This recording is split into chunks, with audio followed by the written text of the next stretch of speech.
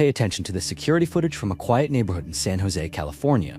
A silver car pulls up in front of a family home. The driver doesn't get out, he just sits there.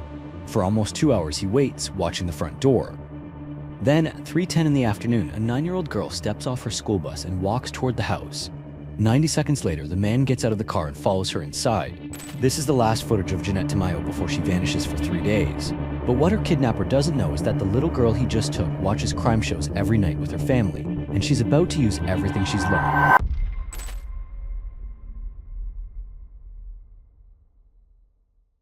In the summer of 2003, 9-year-old Jeannette Tamayo lives with her mother Rosalia and her 15-year-old brother Pablo in a modest home in South San Jose. It's the kind of neighborhood where kids ride their bikes until the streetlights come on, where everybody knows everybody, and where the biggest worry on a Friday afternoon is what to have for dinner.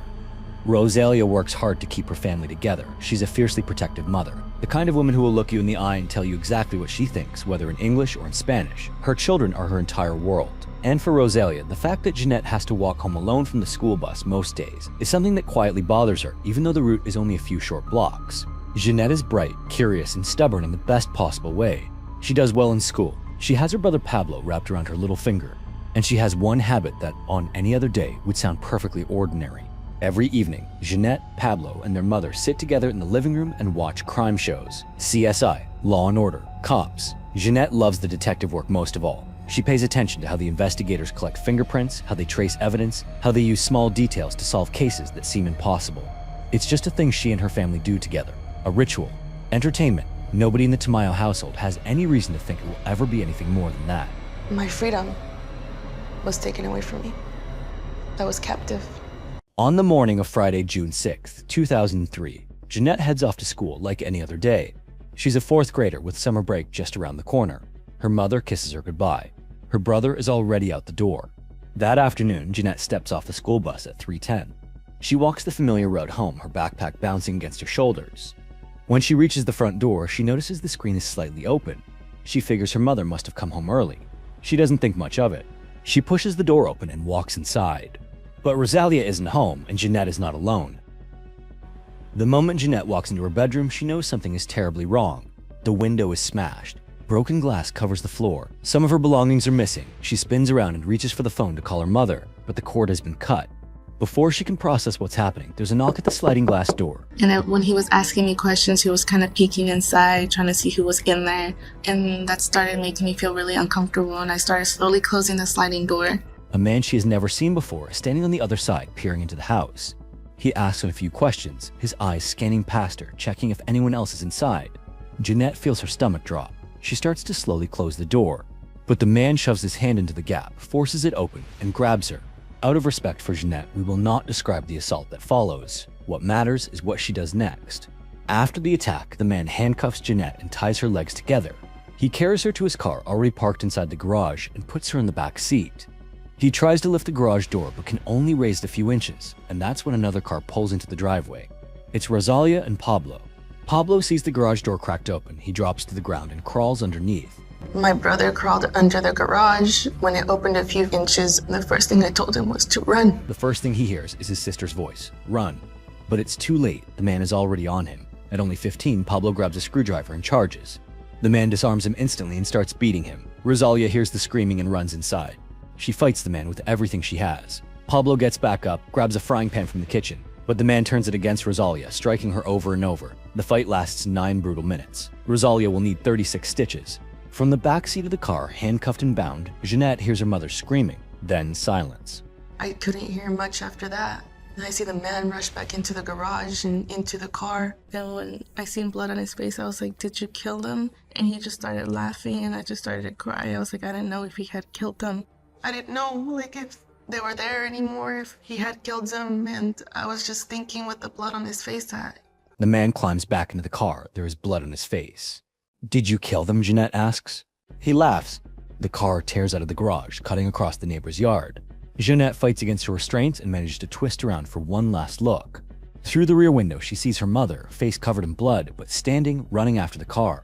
A few steps behind, Pablo is limping toward the neighbors, waving his arms, screaming, "Call the police." They're alive.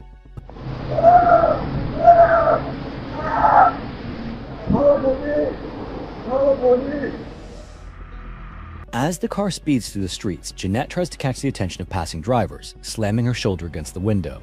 The man grabs a screwdriver and strikes her twice. She slides down to the floor of the back seat, staring up at the ceiling. I'm not gonna make it, she thinks. I'm gonna die.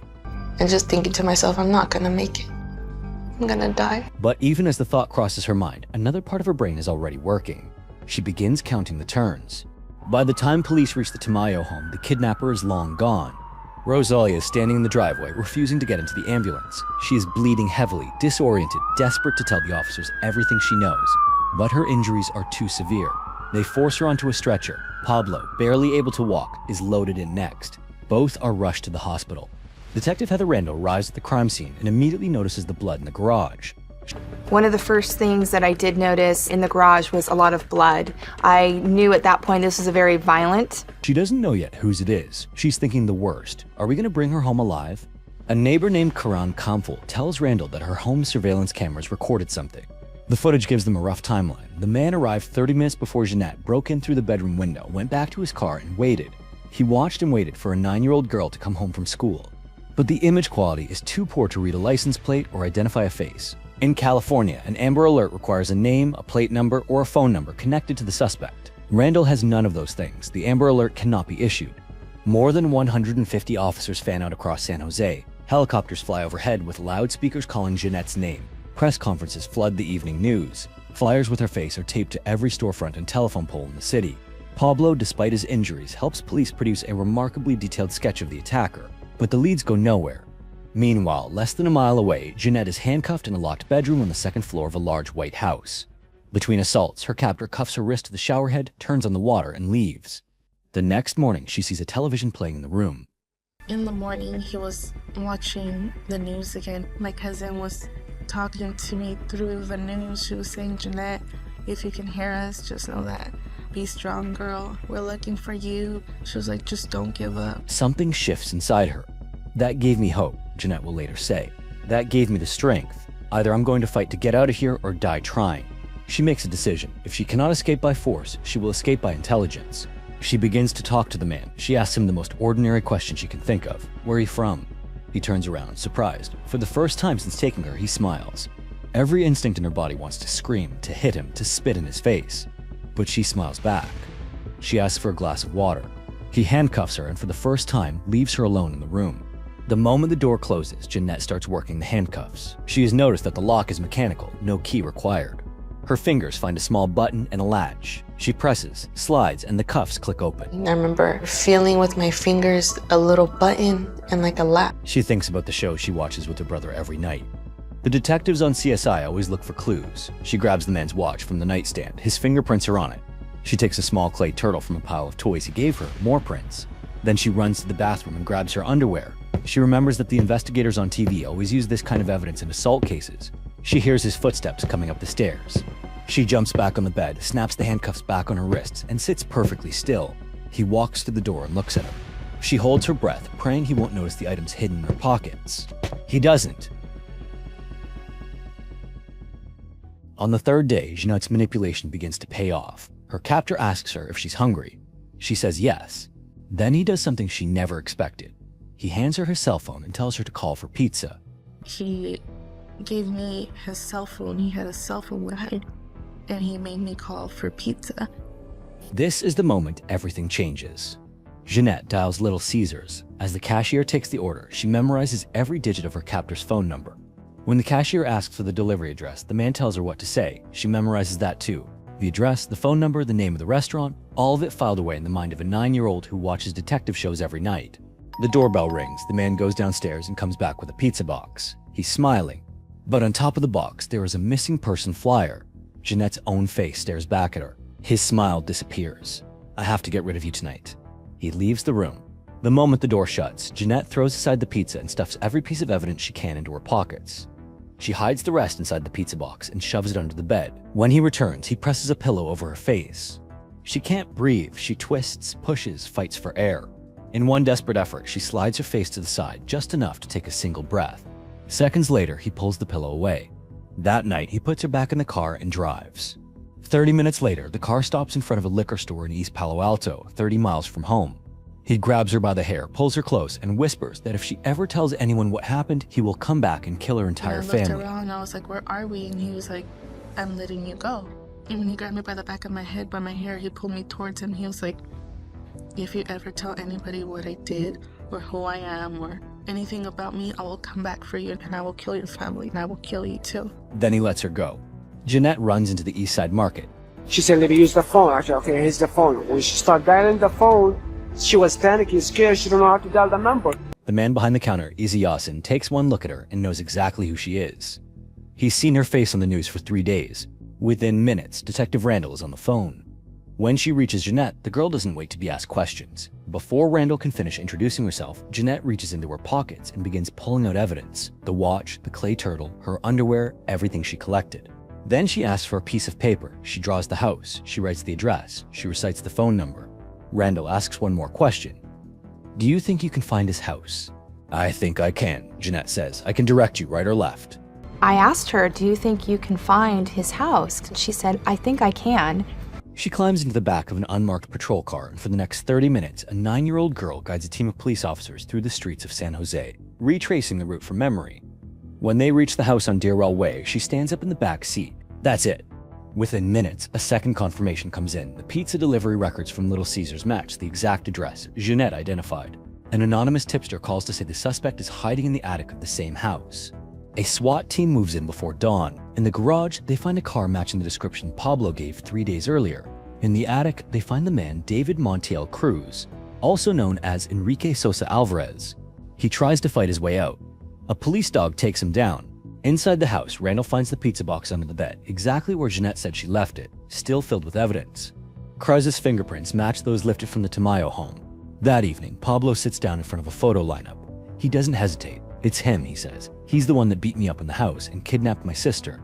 Cruz was charged with 9 felony counts: kidnapping, sexual assault, burglary, robbery, and assault with a deadly weapon. In January of 2005, he was convicted and sentenced to 102 years in prison. The judge called it one of the most horrific crimes he had ever seen. David Montiel Cruz will die behind bars. He is currently incarcerated at Mule Creek State Prison in Ione, California. He will never hurt another child again.